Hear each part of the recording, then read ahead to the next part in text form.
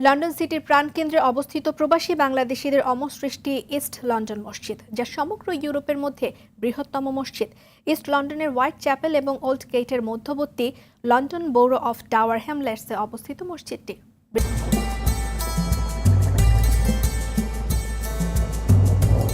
লন্ডনে শুক্রবার সকাল 10টা থেকেই জুমার নামাজ আদায় করতে দল বেঁধে বিভিন্ন এলাকা থেকে পরিবার নিয়ে আসতে দেখা যায়।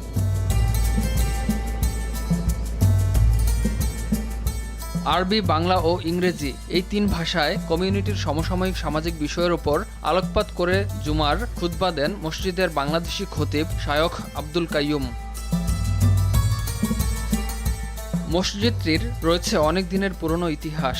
প্রায় 113 বছর আগে 1910 সালে কিছু মুসলিম ব্যক্তিত্ব লন্ডনে মসজিদটি নির্মাণের সিদ্ধান্ত নেন এবং লন্ডন মসজিদ তহবিল গঠন করেন। 1926 সালের মধ্যে তহবিল গঠনের পর ট্রাস্টের ডিক্লারেশন অফ ডিড করা হয়। প্রথম 3 দশকে শুক্রবারের নামাজ এবং বিশেষ অনুষ্ঠানের জন্য কক্ষগুলি ভাড়া করা হতো। 1940 সালে পূর্ব লন্ডনের হোয়াইট চ্যাপেল রোডে 3টি স্থাপনা কিনে মসজিদে রূপান্তরিত করা হয়। 1941 সালের 1 আগস্ট শুক্রবার মসজিদটির উদ্বোধন করা হয়। বেশ বড় জায়গা নিয়ে তৈরি করা মসজিদটি বাইরের চেয়ে ভেতরের স্থাপত্য শৈলী আরও সুন্দর। এতে প্রায় 10,000 মুসল্লি একত্রে নামাজ আদায় করতে পারেন। ইস্ট লন্ডন মসজিদ শুধু নামাজের স্থান হিসেবেই ব্যবহৃত হয় না, কমিউনিটির বহুমুখী কার্যক্রম পরিচালিত হয় এখানে। গোটা ইউরোপের বৃহত্তম মসজিদ হওয়ায় ব্রিটেনের মূলধারায় বিশেষ প্রাধান্য পেয়ে থাকে এটি।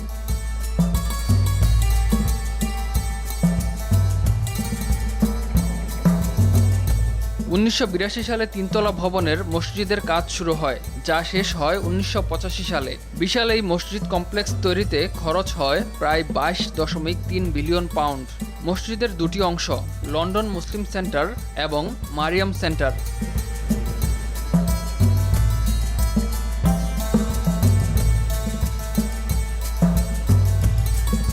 সমগ্র ইউরোপে ইসলাম ধর্মের ক্রমবর্ধমান জনপ্রিয়তার কারণে প্রতি মাসে এই মসজিদে উল্লেখযোগ্য সংখ্যক ভিন্ন ধর্মের অনুসারীরা ইসলাম ধর্ম গ্রহণ করতে আসেন। বছরের একটি বিশেষ সময়ে মসজিদের দরজা খুলে দেওয়া হয় অমুসলিমদের জন্য, যাতে তারা ইসলাম ধর্ম সম্পর্কে আরও বেশি জানতে পারে। ব্রিটিশ বাংলাদেশিদের অক্লান্ত পরিশ্রমে গড়ে ওঠা ইস্ট লন্ডন মসজিদ আজ সমগ্র ইউরোপের ইসলামিক ঐতিহ্যের কেন্দ্রে পরিণত হয়েছে।